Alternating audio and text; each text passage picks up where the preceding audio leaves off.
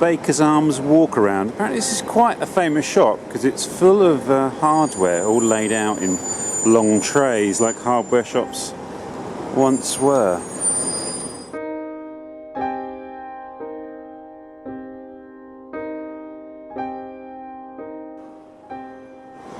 Trendy lighting. The William IV at Leyton, home to Brodie's Brewery and Brodie's fabulous beers. I would say this is one of the best pubs in London. I write about it in my book, This Other London. And it really is an amazing boozer. You could drink your way around London in the William IV pub at Bakers Arms Leyton. Hackney Red, Old Street IPA, Dalston Black, Hoxton IPA, London Fields Pale, Bethnal Green Bitter, Stepney Green Steam. Every single one of them is delicious.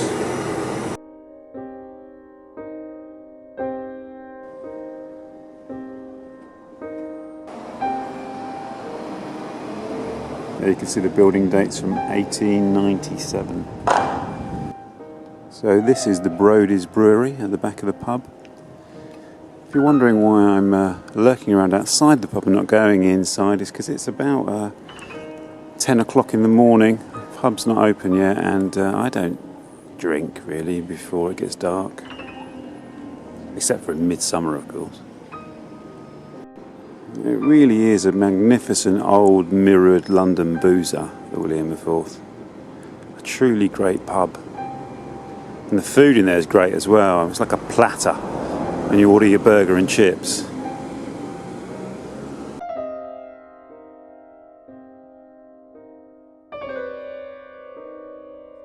This is one of the new cycle lanes here on Hoe Street, Walthamstow.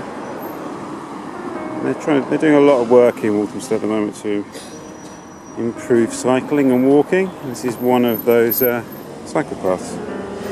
Now this is an amazing building. Hoe Street Telephone Exchange. I remember the first time I saw it, I was blown away. Look at it, what a majestic building.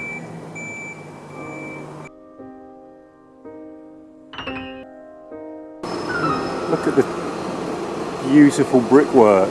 They could have just done that in uniform red brick, but they've made it a bit more aesthetically pleasing. The reason I'm in Walthamstow this morning on Hoe Street, I did a talk in Leabridge Road earlier in the summer, and after someone came and told me that I might be interested in the cemetery in Queen's Road, that there's some interesting graves there, including one of the early cinema pioneers, and I've never been there before, so I'm going to take a look this morning.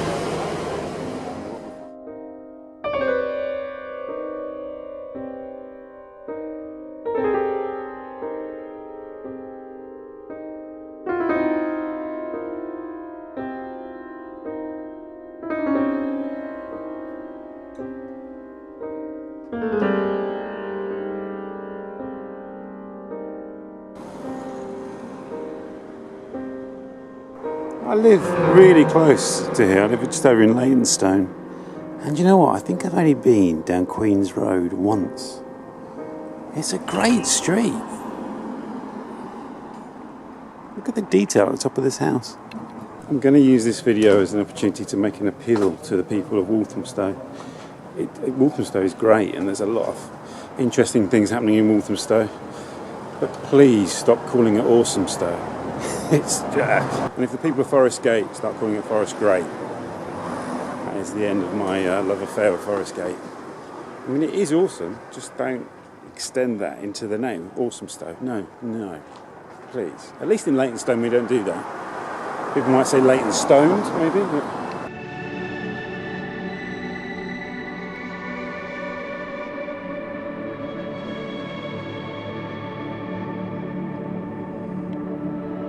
There you go, finally found Jesus. My mum will be happy.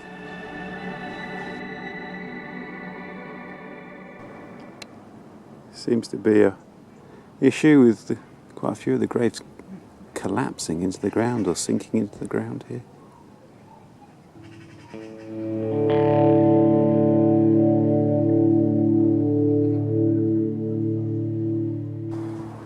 always slightly feel like I'm intruding when I visit a cemetery just to look at graves.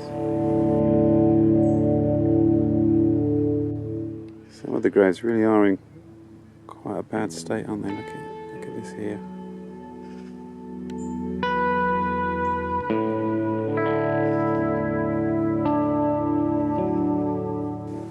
Frederick Henry Beechey, killed in action in Egypt on November the 2nd, 1917, in his 23rd year.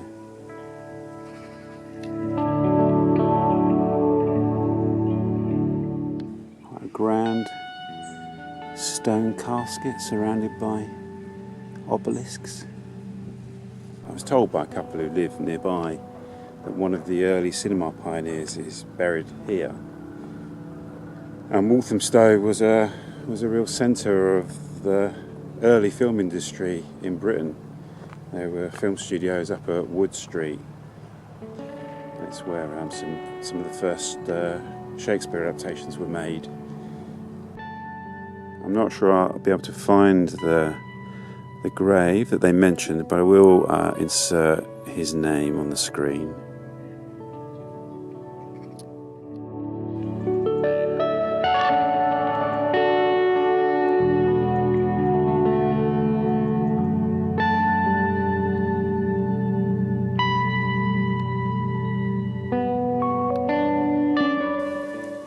Here's the grave of Eliza Aldridge, who drowned in the Princess Alice disaster on September the 3rd, 1878, aged 33 years.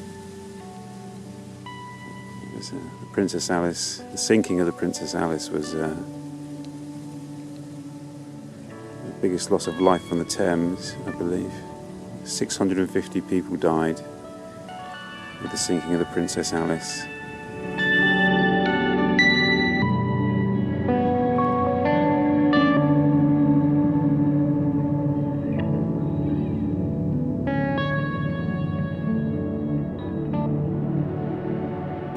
So now I'm going to make what might seem an unlikely segue from the cemetery, Queensway Cemetery, Walthamstow, to the Olympic Park. Part of my ongoing relationship with the Olympic Park and with East Village. If you watched a few of these videos on my channel, you'll know I have a troubled relationship with what's happening down in Stratford. I keep going back though, I keep trying to understand it, I keep going back up to the plate. I'm not going to give up. I know I need to come to terms with it somehow. And so on Sunday I went with my son to ride on the Swan Pedalos in the River Lea, primarily to entertain my son, who's wanted to go on them all summer, so we finally did that. That was the number one reason. The second reason was a kind of tribute to Ian Sinclair and Andrew Cotting's film Swandown, where they rode a Swan Pedalo from St Leonard's to the Olympic Park just before the Olympics. So it's a little bit of a tribute to Ian and Andrew's film. They couldn't ride their pedalo into the Olympic Park, they were stopped by security. So here's some footage of Swan Pedalos in the Olympic Park.